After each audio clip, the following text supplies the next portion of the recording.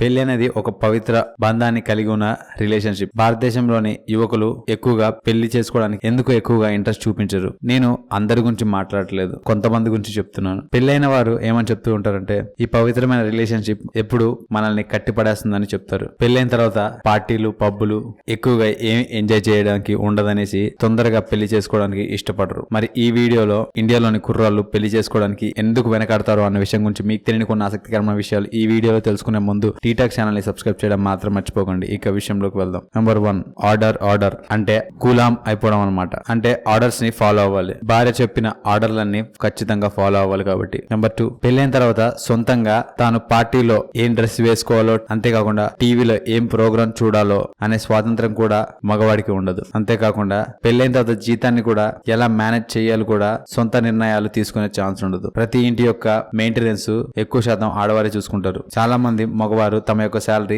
ఇంట్లోని ఆడవారికి ఇచ్చేస్తారు. ఇక ఆడవారే డీ మార్ట్లు, ఆ మార్ట్లు, షాపింగ్లు కంటూ తిరిగి ఇంట్లోని సామాన్లు కొంటూ ఉంటారు. ఒకలా చెప్పాలంటే ఇది మంచి విషయమే, ఎందుకంటే ఇంటిని నడపడం మగవారి కన్నా ఆడవారికి బాగా తెలుసు. కానీ ఆ డబ్బుని సరైన ప్లేస్ లో ఇన్వెస్ట్ చేయడం మాత్రం మగవారి వల్లే అవుతుంది. నెంబర్ 3, ఇది ముఖ్యంగా మిడిల్ క్లాస్ కుర్రవాళ్ళు, అంటే నాలాంటి కుర్రవాళ్ళు పెళ్లి తొందరగా చేసుకోవడానికి ఎందుకు నిరాకరిస్తారో తెలుసా? ఈ ఫ్యాషనబుల్ లైఫ్ లో పార్టీలు చేసుకోవడానికి మిడిల్ క్లాస్ కుర్రోళ్ళకైతే కరువే లేదు. ప్రతిరోజు పార్టీలే. మిడిల్ క్లాస్ అబ్బాయి పెళ్లి చేసుకుంటే భార్యకి ప్రతిరోజు సాయంత్రం ఏదో గిఫ్ట్ కొనుక్కొస్తూనే ఉంటాడు. ఏదో ఒక రోజు గిఫ్ట్ గాని మల్లెపూలు గాని తేడా మర్చిపోయినా నువ్వు నాకు అసలు వాల్యూ ఇస్తా లేదని పెళ్ళ మొహమ్మద్ పెట్టుకుంటుంది. అందుకే ఈ పెళ్లిలు అనేవి ఇప్పుడప్పుడే తొందరగా చేసుకోకూడదని మిడిల్ క్లాస్ అబ్బాయిలు పెళ్లికి దూరంగా ఉంటారు. నెంబర్ 4, పెళ్లి చేసుకునేటప్పుడు మండపంలో మనం ప్రామిస్ చేయాల్సి ఉంటుంది. అదేంటంటే, నేను నా భార్యని ఎప్పుడు జాగ్రత్తగా చూసుకుంటాను అని. ఆ విధంగానే పెళ్లైన తర్వాత ఇంటి యొక్క ప్రతి బాధ్యత మగవాడే చూసుకోవాలి. మరి గవర్నమెంట్ యొక్క టీవీ యాక్ట్ లో కూడా అదే రాయబడింది. నెంబర్ 5, అనారోగ్యం ప్రతి ఒక్కరికి వస్తుంది, కానీ మగవారితో పోలిస్తే ఆడవారికి ఎక్కువగా అనారోగ్యాలు వస్తాయి. ఆడవారిలో depression, anaemia, weak bone, breast cancer, obesity మరియు పీరియడ్ ప్రాబ్లమ్స్ అనేవి ఎక్కువగా వస్తూ ఉంటాయి. అందులోని కొన్ని